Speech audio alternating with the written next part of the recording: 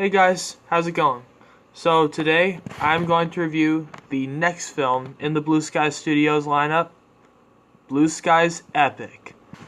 So Epic is about this girl named Mary Catherine who accidentally picks up a pod which shrinks her to fairy size, and now it's up to her to heal the land and to get back to her home. So Epic is a interesting piece of Blue Sky animation. This is the film that came out right after Ice Age Continental Drift, and it looks like Fern Gully. It has a lot of Fern Gully vibes to it, and it's very, very inventive when it comes to its story and its environment. The world of Epic is very immersive, and sometimes it can be realistic, but when it goes straight into the world of the Leafmen, that's where things start to get exciting. And this is definitely one of the most epic movies in 2013. So, I watched Epic, and I gotta say, it's very beautiful to look at. You know what? I actually think Epic is probably one of the best Blue Sky movies, and certainly one of the most epic ones. It really lives up to that title. Although it's kind of strange why it's called Epic. Because, like, it takes place in the fairy world. I guess it's called Epic because it wants to be epic. So let's get into it. First of all, the animation. It is far better than the animation in the other Blue Sky movies. This is probably the most beautiful looking animation that has ever come out of the studio. It's certainly the most imaginative Blue Sky movie. This is a part in history where I actually thought they could be like Pixar DreamWorks. They actually did a really good job coming up with an interesting concept and original characters and a very fantastic looking world. And the characters, they are extremely likable.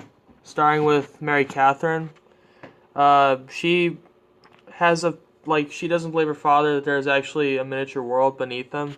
But once she figures that out, she comes to believe him and know that he was telling the truth all along. Then you got the character played by Josh Hutcherson, and he was a lot of fun. He can definitely be funny and kind of charming. The villain, very menacing and very memorable. He kind of reminds me of Hades from Hercules. Like the slug characters, they're very funny. My sister actually quoted a few lines from them when she saw this movie. She wouldn't stop. Ronan, he's a very good character too. He also can be very funny, especially with that scene where they're mocking Mary Catherine's dad while he's going slow because when they look at him, he's going very slow in slow motion. Whenever he speaks, he kind of says it slow and very loudly. So they're kind of mocking him as he does the slow motion walking. That was very hilarious. I definitely do like that.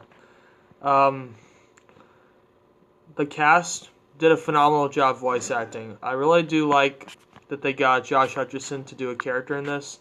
They also got Beyonce. They got Amanda Seyfried. They got Colin Farrell. He did a good job as Ronan. So overall, Epic is a very underrated gem from Blue Sky, especially. Blue Sky really outdid it this time. Normally, I don't like the human designs. A lot of times I think the humans that they design are very ugly, but you know what? The humans in this look outstanding. I really do think that they did a good job animating every frame. There's not one single flaw I have with this film. This is possibly the best